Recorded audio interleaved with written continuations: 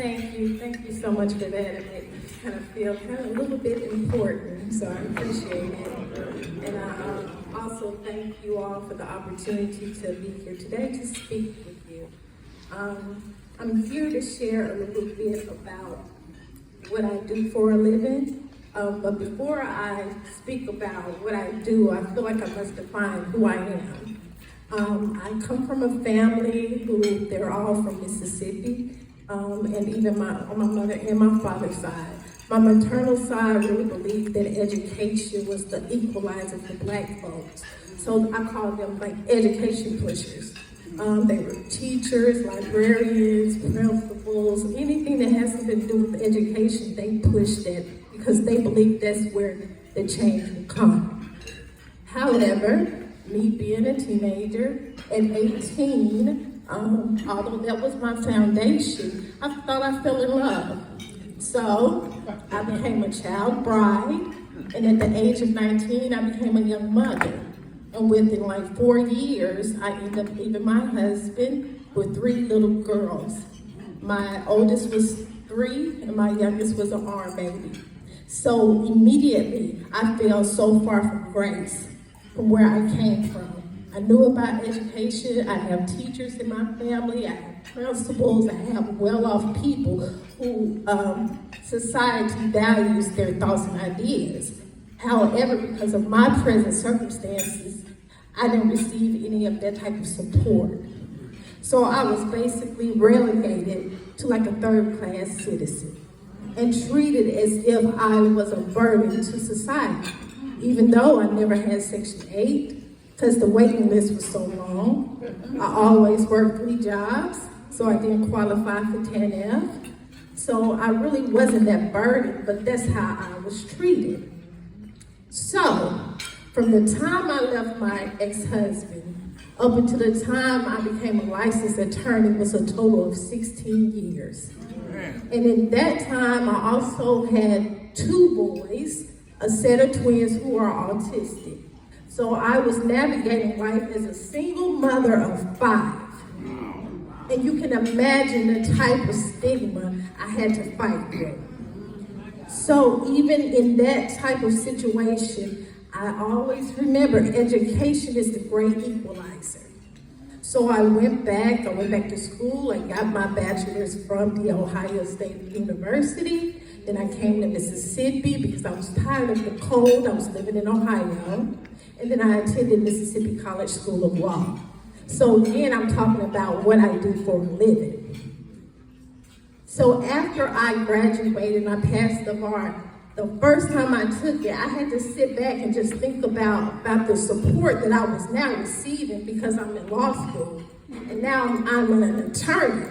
However, the same person that I am now was the same person I was in 2002. But because of my circumstances and situation, I wasn't given that type of support. And if I had been cast aside then, I would never be standing here before you all, telling you all my story. So this is really a story about redemption and second chances. Things that we say that we're about, especially here in the South. Yet, what do I do for a living? I represent folks who are serving mandatory sentences for nonviolent offenses. Mandatory sentences for nonviolent offenses. The reason why they're serving mandatory sentences is because maybe they committed the offense more than 3 times. So we as a society say, okay, you don't get an opportunity for redemption. And I'm here because the people who we are throwing away and we allowed you to be in that type of system of punishment for so long without the opportunity of redemption, we're throwing away our greatest resources. And that's humans. So just imagine, just think about that law. How many times was Martin Luther King arrested? Lots of times. Now, what if he came up under this type of system that we are in now, The third time, third arrest, third conviction, we throw you away, we lock you up, and you don't get an opportunity to get out. You don't even get an opportunity to plead your case to the parole board. No matter how many classes, no matter what you do inside to better yourself, you still got to complete the entire sentence, and you don't get an opportunity to ask for a second or third or fourth chance. And what I do, I spend my time trying to take folks who have been dehumanized and make them human in a paper form and plead to the judge, can you please give this person an opportunity to just become parole eligible? I'm not talking about parole. I'm talking about just the eligible for parole, the opportunity to appear before a parole board and to make their best case and basically to say, I'm worthy, I'm human, I have something to offer outside of these bars. And 9 times out of 10, the judge denies it. It's a denial every single time, and they usually quote some off case where somebody who was nonviolent ended up doing this and that, and this is the reason why I don't want to allow this person to become parole eligible. They quote something. So even in that response, we are steadily being dehumanized. Because if one black person does something and you equate that to all black people, then we're not individuals. Amen. If we can't look at a person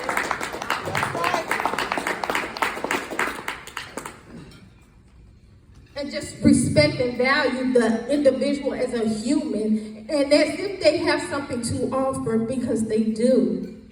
They do. And I'm not going to I'm here again. That's what I do for a living. But all I'm doing is putting a Band-Aid over a 12-inch gash. I'm not doing it. I'm sorry.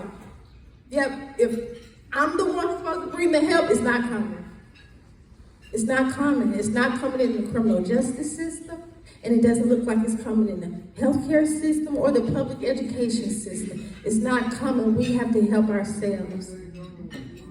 We have to help ourselves. And just like I was afforded that opportunity of redemption and given the ability to better myself and be a provider for my children, is so many other people who we come in contact daily that we don't allow them to get that second chance. Maybe because they made a poor choice or a poor decision or an immature decision, or sometimes they're just born that way. And they may do something that society looks at like, ugh, they just may. But that does not mean that they don't have value.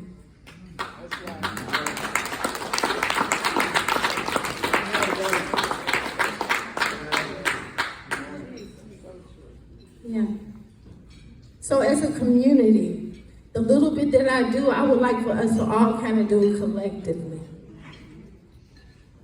Even in our personal relationships, even at the schoolhouse, before we say, you know what, suspension for you, let's work on ways to really address the real issue, because punishment ain't doing it. All right. And the one thing about the folks that I serve, they're coming out. They're coming out. So they have a nonviolent offense, and you give them 15 years to serve in Mississippi Department of Corrections in Parchment. 15 mandatory years to serve at Parchment for a nonviolent offense. And let's say they come in at 21. So when they get out, do you think they have been rehabilitated? Is that what we're doing? Like, is this a rehabilitation system where they're in there getting assistance and help and all? Is that what we're doing? No, we're not. No, we're not. No, we're not. Because if that's what we were doing, I guarantee you the prison population will be 75% white and 25% black.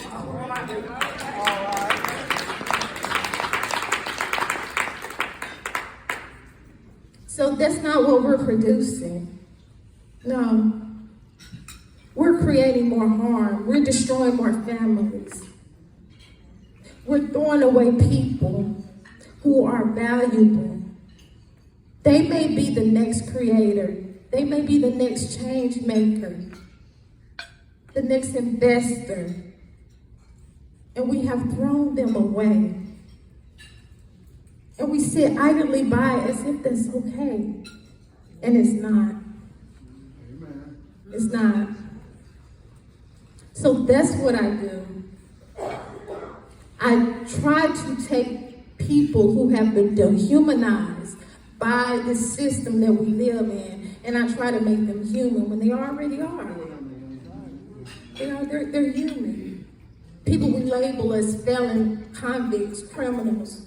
We take away who they are. That's father, that's son, that's mother, that's Jade. That's you. That's you. Not felon, criminal.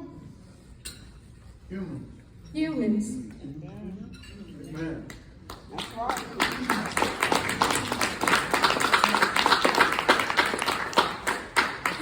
So in closing, that's it. That's it. That's all I have. That's all.